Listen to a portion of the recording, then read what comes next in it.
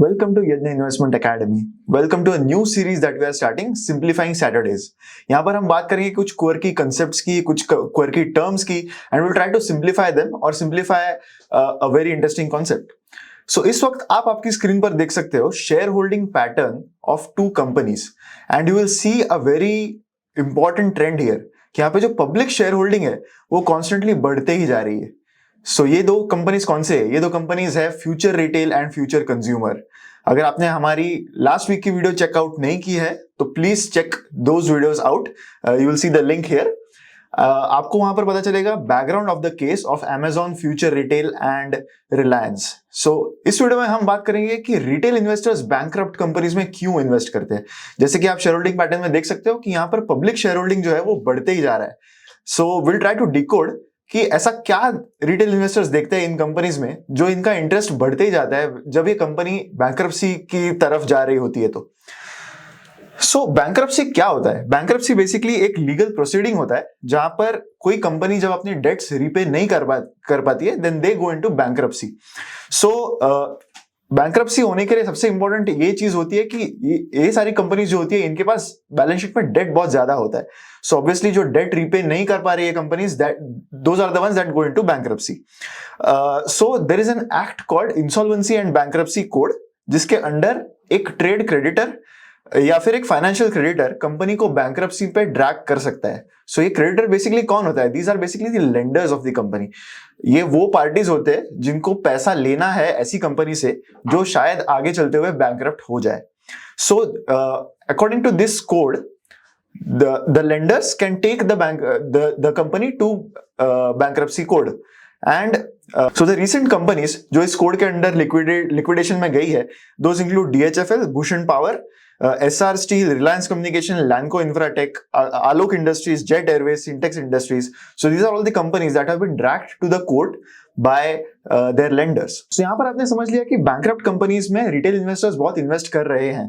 But आपके पास ये शायद सवाल आएगा कि मैं as a retail investor in companies में इन्वेस्ट करने से कैसे बचूं, कैसे अवॉइड करूं ऐसी कंपनीज को. सो अगर आप इनके फाइनेंशियल स्टेटमेंट्स देखोगे तो यहां से आपको कुछ क्लूज मिलेंगे. सो आप आपकी स्क्रीन पर इस वक्त देख सकते हो balance sheet of Sintex industries and if you look carefully इनका जो डेट इक्विटी रेशियो है वो काफी बढ़ते जा रहा है. In the year 2020, this was 2.07, which increased to 3.49 in 2021, which is an increase of 68%.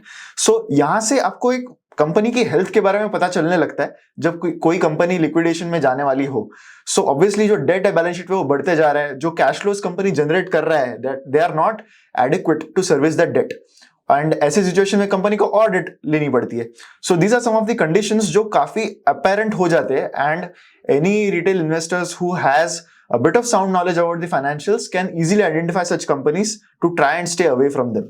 So अगर हम Syntex Industries का प्राइस चार्ट देखेंगे तो हमें यहाँ पे पता चल रहा है कि ये जब कंपनी NCLT में एडमिट हुई थी, NCLT means national company law tribunal. So whenever a lender takes the company to bankruptcy they usually go to NCLT जहां पर ये लिक्विडेशन प्रोसीडिंग्स जो है वो बिगिन होते हैं.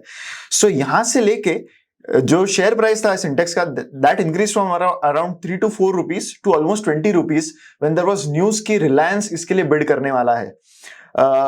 उसके बाद इस कंपनी की जो शेयर प्राइस है उसमें वापस फॉल आ गया जब पता चला कि जो write down as per the new plan जो नया एक्वायरर था that is going to write down the entire equity of the company. So बहुत बार ऐसा होता है कि रिटेल इन्वेस्टर्स को पता होता है कि ये कंपनी लिक्विडेशन में जा रही है, बैंकरप्सी में जा रही है, but they invest just because there is a speculation कि आगे चल के कोई बड़ी पार्टी, कोई बड़ी कंपनी आके इस कंपनी को खरीदने वाली है. So on that news a lot of retail investors invest कि 100 रुपए का शेयर था एंड बिकॉज कंपनी अभी लिक्विडेशन में जा रही है, अभी वो 20 रुपए का हो गया तो इसको अभी खरीद लेते हैं. कोई बड़ी बिजनेस हाउस आके इसको खरीद लेगा and this 20 rupees will go to 60 rupees, 70 rupees, maybe again to 100 rupees. So this is the simple logic by which a lot of retail investors invest and it is a very disturbing trend because बहुत बार जो recent में जो activities हुई है उसका influence बहुत ज्यादा होता है इन चीजों पे. जैसे बहुत सारे retail investors give the example of Ruchi Soya कि रुचि सोया का शेयर, रुचि सोया लिक्विडेशन में चली गई थी एंड वहां से now it is become multi bagger. But Ruchi Soya is an outlier जिसके बारे में हम डिस्कस करेंगे आगे वीडियो में. But for every Ruchi Soya example there is Lakshmi Vilas Bank, DHFL, Lanco Infratech, Moser Baer, ABJ Shipyard and countless other examples. So DHFL भी एक बहुत बड़ा केस स्टडी है जहां पर हमें दिखा था कि इस कंपनी का जो डेट है that is going really out of control even for business that is leveraged. Financial services की कंपनी थी, but in spite of that debt equity ratio was more than 12. सो ये सारी जो एग्जांपल्स है इनसे हमें पता चलता है कि हमें कुछ साइंस दिखेंगी जहां पे हमें पता चलेगा कि शायद कंपनी आगे चल के बैंकरप्ट हो जाए या फिर लिक्विडेट हो जाए. सो जो रिजोल्यूशन प्रोसेस है, मैंने जस्ट मेंशन किया था about insolvency and bankruptcy code, तो उसमें क्या मेजर चेंज आया है. So before this code came into effect, that was in 2016. उससे पहले corporate debt resolution हुआ करता था. As per this, क्रेडिटर्स के पास कोई अथॉरिटी नहीं थी to take the company to bankruptcy. तो होता ऐसे था कि बैंक्स कंपनीज को लेंड करते थे and after some point of time banks would realise कि ये पैसे वापस मिलने वाले हैं नहीं, and the company would go to bank saying कि we can not repay back your loans, तो आप हमें और थोड़ा लोन दे दो so that we keep the operations running and out of those cash flows will pay back your previous loans also. So इस तरीके से जो bad loans already piled up थे उसके ऊपर बहुत सारे लेंडर्स और लोन पाइल अप कर देते थे, एंड इवेंचुअली इसका कोई रेजोल्यूशन था ही नहीं. At some stage the bankers would agree to take a haircut. Haircut basically means कि आप फॉरगो कर देते हो कुछ अमाउंट से. अगर मैंने 100 रुपए का लोन किसी को दिया है and if eventually I have to take a 40% haircut, तो मेरा लोन अब सिर्फ 60 का रह गया एंड द 40 का जो लोन मैंने एक्स्ट्रा दिया था that now has been completely written off. So आगे चल के at some point of time lenders would take a haircut and इसका कोई रेजोल्यूशन था ही नहीं.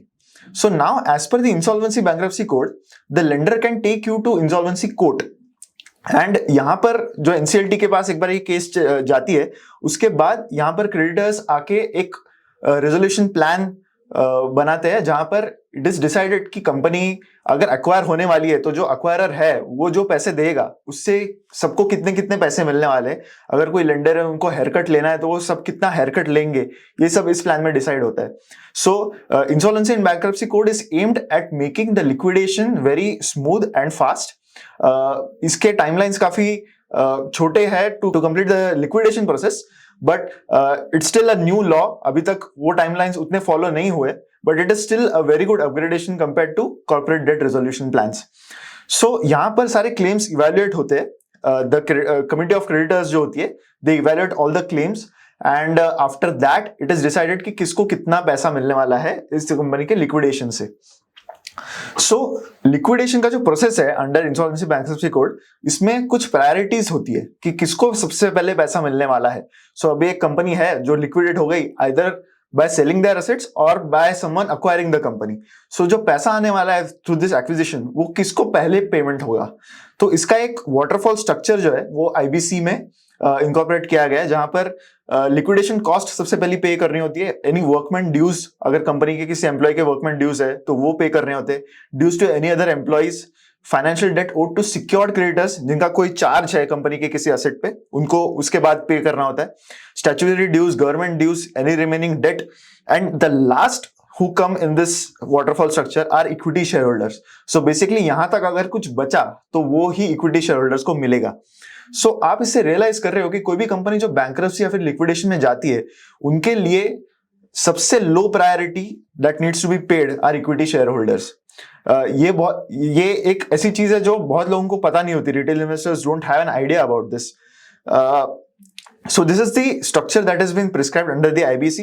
Equity holders are last in the pecking order. So जब भी बैंकरप्ट कंपनीज में इन्वेस्ट करने की बात आती है तो रुचि सोया की बात हमेशा ही होती है because it is an outlier. Ruchi Soya के शेयर प्राइस में जो हुआ वो देख के रिटेल इन्वेस्टर्स को लगता है कि ये हर बैंकरप्ट कंपनी के साथ शायद होगा. तो इस केस को हम अंडरस्टैंड करने की कोशिश करते हैं. यहाँ पे 2017 में लेंडर्स ऑफ रुचि सोया, ये एक ऑयल एंड रिलेटेड प्रोडक्ट्स की कंपनी है, उनके जो लेंडर्स है they drag the company to bankruptcy court. Subsequently the company announced bankruptcy and was declared insolvent. 2019 नवंबर में ये जो कंपनी है वो सेबी ने डीलिस्ट कर दी, कंपलसरी डीलिस्टिंग कर दिया इस कंपनी का.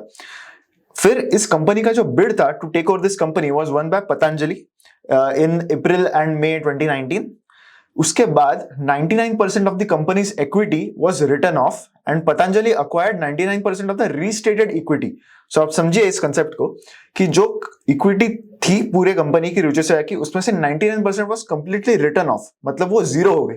एंड जो 1% था उसका 99% जो है वो पतंजलि ने ले लिया and the remaining 1% was listed on the stock exchanges.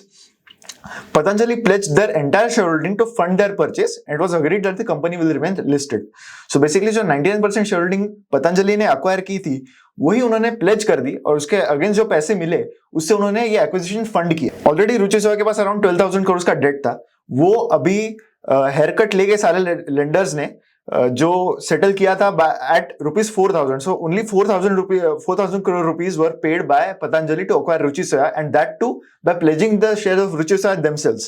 So we have to understand कि केस कितनी यूनिक है. This is not going to happen in every case. It is very rare कि lenders are accepting a haircut when equity is not being written off. तो as a lender आप door पे सबसे पहले हो, अगर आप ही हेयरकट लेने वाले हो then there is a very little chance कि इक्विटी शेयरहोल्डर्स को कुछ बचेगा या फिर इक्विटी शेयरहोल्डर्स का कुछ रहेगा कंपनी की वैल्यू देने के लिए।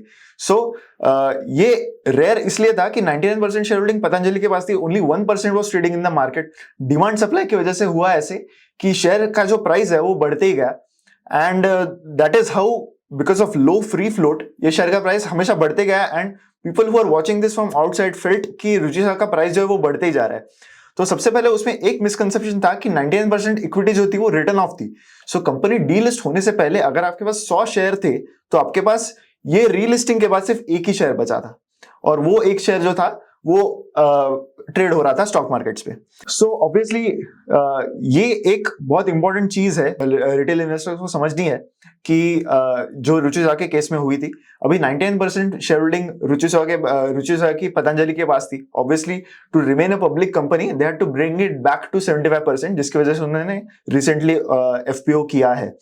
सो ये जो भी हुआ रुचि सोया के साथ, that is a very rare event and ये रिटेल इन्वेस्टर्स को समझना है कि this is not going to happen in every case, because इसका फंडामेंटली एक ही रीजन है एंड दैट इज कि अगर कोई लेंडर हेयर कट ले रहा है then there is a very little chance कि इक्विटी शेयर होल्डर्स को कुछ मिलेगा इसमें से। A lot of times some equity holders feel कि उनके साथ इनजस्टिस हुआ है whenever a company is getting liquidated and some liquidation plan falls off. But आपको समझना है कि nobody, neither the lenders, ना new acquirers या फिर जो existing shareholders, nobody has any obligation towards retail shareholders. Nobody is going to think कि हम retail investors को यहाँ से कुछ value create करके देते हैं। वो उन्हीं का जो lending है वो समेटने की कोशिश कर रहे हैं। So इसमें retail holders का फायदा होना is going to be very rare। यहाँ पर रिस्क रिवॉर्ड रेशियो जो है वो आपके फेवर में नहीं है। So इसी वजह से रुचि सोया की जो केस थी ये एक बहुत बड़ी एनामोली थी। अगर एक इमेज के द्वारा हम इसको दिखाने की कोशिश करें then you will see this image on the screen right now कि बिजनेस या फिर whatever is left of it वो लेने के लिए सबसे पहले बैंक्स ही होंगी, द लेंडर्स होंगे जो पहले डोर पे होंगे and equity holders will be the last in the pegging order. So in summary, investors think कि bankrupt company becomes a cheap buy since the stock has fallen by a huge percentage, जैसा मैंने पहले भी इस video में कहा था। What investors should consider is that lenders are taking a haircut on their loans. The equity will almost always be wiped out. So investing in such companies is based on hope that the acquirer will pay a price big enough that lenders will be paid in full. So हमें ये समझना है हमेशा कि जब भी कोई company bankruptcy की तरफ जा रही है या फिर लिक्विडेशन में जा रही है, there is going to be very little chance कि यहाँ पर इक्विटी शेयरहोल्डर्स को कुछ मिलेगा। And this was seen in recent times जहाँ पर लक्ष्मी विलास बैंक का रिजोल्यूशन प्लान के हिसाब से पूरी इक्विटी राइट ऑफ होने वाली है, उसके बाद भी ये शेयर जो है वो अपर सर्किट में ट्रेड हो रहा था on the next day on the stock exchange, because retail investor सोच रहे थे कि ये कंपनी डीलिस्ट हो जाएगी, बाद में कोई इसको अक्वायर कर लेगा and then the company will be relisted and it will zoom again. So ये सारे मिसकंसेप्शंस है जो बहुत सारे रिटेल इन्वेस्टर्स को होते। So always evaluate the risk reward whenever company is going into bankruptcy, because अगर ये शेयर होल्डिंग जीरो हो जाती है then that's a big wealth destroyer for you as a retail shareholder. आशा करता हूं कि आपको ये वीडियो पसंद आया होगा। इस वीडियो को लाइक कीजिए, कमेंट कीजिए और शेयर कीजिए एंड कीप वॉचिंग यज्ञ इन्वेस्टमेंट एकेडमी। Thank you.